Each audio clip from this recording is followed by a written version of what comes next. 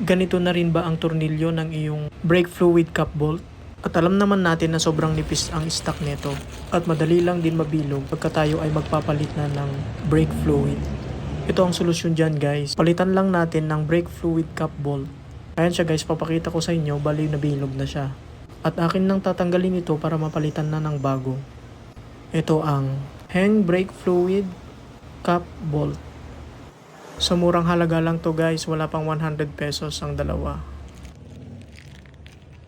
At ito na ang ating ipapalit guys.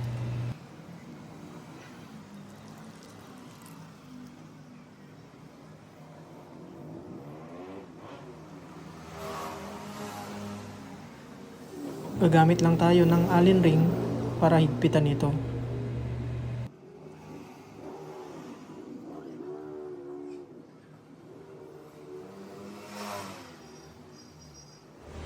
At ayan na guys, sobrang angas at dagdag detail na rin.